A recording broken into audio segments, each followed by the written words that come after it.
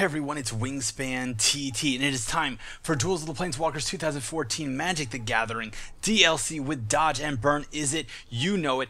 I know it. Blue and red is the best goddamn combination ever in Magic the Gathering. Ever since I started playing this game 15 years ago, blue and red has been my favorite combination, and nothing has changed now in Magic 2014. Jeez, I can't believe I've been playing this game that long. Yes, my first deck was like a really janky blue-red aggro deck with like Spindrift Drakes and unstable mutations and a bunch of burn spells and lightning bolts. It was really, it was not that good, but this deck here we see we got Cancel, Counter Target Spell, we got Mnemonic Wall, which I'm not sure if I like it that much or not, but we'll see how it plays out here. And of course, Electrolyze and Browbeat. Jesus, all these cards are so good. This is the Is It deck that you've been waiting for. I know previously in Duels of the Planeswalkers, like, a lot of Is It decks were bad. Now he's going to keep my lands on tap. He's going to play a 2/2. That's going to gain him life, except he's not, because I'm going to Electrolyze it. And this thing is not actually a huge threat to me in any specific way, but A, I don't need something swinging at me. B, I don't need him gaining lots of life, because typically with Dodge and Burn, the main way that you're going to win is by killing all the creatures and, well, yeah, killing all the creatures and burninating the countryside with Starstorm or whatever. But basically winning with Burn to the face. So if your opponent gets a huge life lead early on, they gain 10, 20 life, anything like that, you're going to be in a lot of trouble. And I like to use my Electrolyzes here and not counter magic on anything like that. The main reason being, and that was a little risky because there's always a chance they could have like top decked the land, but because of the way stack here it works. What was I saying? I like to use the when you're playing blue-red control. Okay, when you're playing blue-red control, he's got Artisan Kozilek, Far Heavy Elf. The most important thing you got to remember is this: use your burn on things that can be burned, and save your counters for things that you cannot burn to death. Okay, so in my opinion, that's like the most important rule of playing an instant and sorcery-heavy blue-red control deck. Is you do not use counters. First of all, you don't use removal at all on things that are not a threat. You don't burn it or counter it if it is not an immediate threat to you. Okay, you leave it on the board, then you deal with it later. If it is an immediate threat, and if it dies to fire, you throw fire at it. You take your flamethrower and aim it right over there, charge to the face. Like, that's a 1/1. I am not going to burn that thing. There's absolutely no reason to burn that thing. And I because he's playing Moldaya, I don't really see a point in waiting for Starstorm. He's not going to get a whole field full of fatties. I know he's got Artisan Kozilek, 1, 2, 3, 4, 5.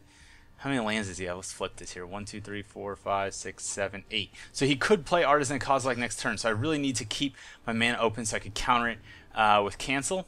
So I will have to discard a card here because I have 8 cards in hand.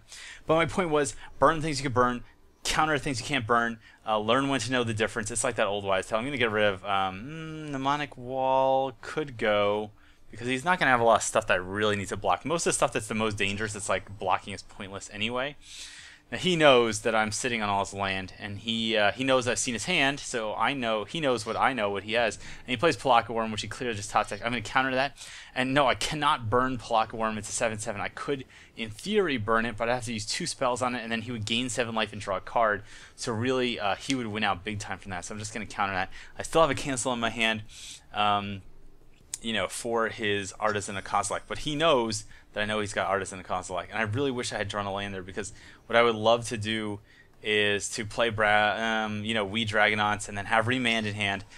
Remand, by the way, is one of the most powerful counter magic spells ever made. Oh my god, why he top decked another goddamn thing? It's an 8/8. It is an 8/8. I could cancel it, but I really need to say the cancel of Artisan Kozilek. Like, I cannot let him resolve an Artisan Kozilek. He's reading Remand. So what Remand does is it counters the spell, but instead of it going to the graveyard, it goes back to his hand, and then I get to draw a card. So all Remand really does is 1/1 blue, just pretend nothing happened at all. So it's like he gets his card back, I get a new card. That's it. And you might think, what's the point of that? The point is he wasted his whole turn now. He paid a bunch of mana, nothing happened. He swings at me for 1. Whereas I now have an extra turn to draw the lands I need. And look, I just drew a land off a Remand. Really cool. It was a very nice spell, but it's going back to your hand. Okay, and now I finally have the 2 red I need. And I would have preferred to be in a position where I could, I don't know,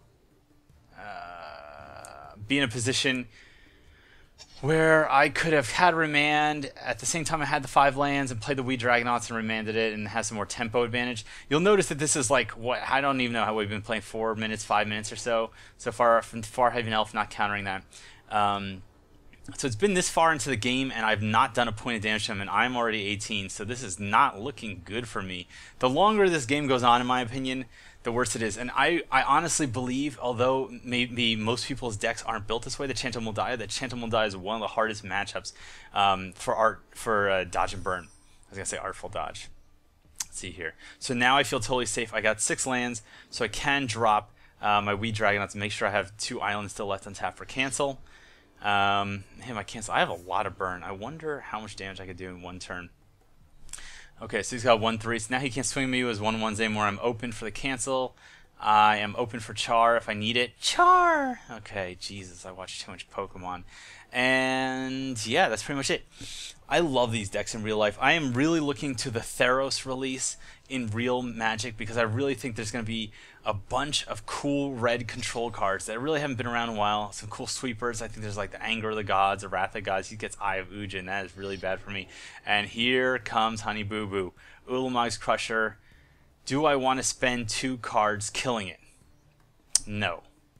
Do I want to spend 2 cards killing it? I could char twice, but then I'm going to have to tap out, and then he's going to just play Artisan and Kozilek. But he plays Artisan and Kozilek, I'm in trouble anyway, but I could Browbeat and draw into a new counterspell, maybe? I don't know. He's at 20. He's at 20 life. And the good thing is this.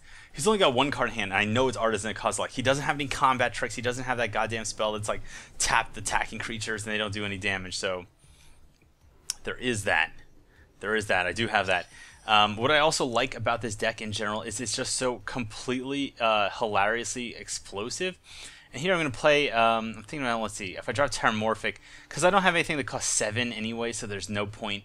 I have 1 card, Fire Blast, that costs 6, or you could sack 2 mountains.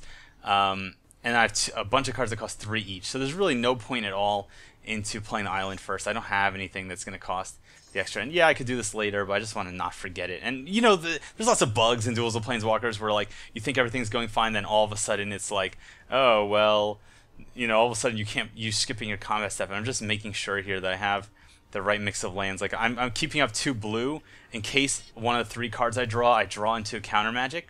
So my guy's going to become a 3/3, and now he has to choose: do I draw 3 cards or does he take 5 damage? I'm totally fine with either one. I guess I'd prefer to have the 3 cards if one of them's counter magic, but I'll take the 5 damage. I don't know if that's going to really help me. He's at 15. I swing for 3. That'll bring him to 12. If I char him, that'll bring him down to 8. Plus it'll be a 5. It'll be a 5? 5/3? How much it gets? +2/+0. And let's see, char does 2 to me. That'll bring me 14. I got Fire Blast, which I can play for alternate costs. So if I charm to the face, that's going to bring him down to 11. Then my guy's going to become 5/3. Yes, 11, right? So 11 minus 5, 6. So I need to just do 6 more damage to him. Fire Blast deals... oh my god. You have to be fucking kidding me. You have to be kidding me. Fire Blast. Fire Blast. Oh my god. Fire Blast. Fire Blast deals 4 damage to him. And not only does Fire Blast deal 4 damage to him when I sacrifice my 2 mountains, it is going to pump my guy at +2/+0. It's going to become a 7/3 creature. He's going to be exactly 7 life. And ladies and gentlemen, I just did 20 fucking damage in 1 turn. I love Izzet. I love red and blue. I love dodge and burn. I am Izzet player for life. This is what the DLC is all about. Everyone on Wingspan TT from TopTierTactics.com. I hope you enjoyed this video, and I hope you'll come back next time. Cheers.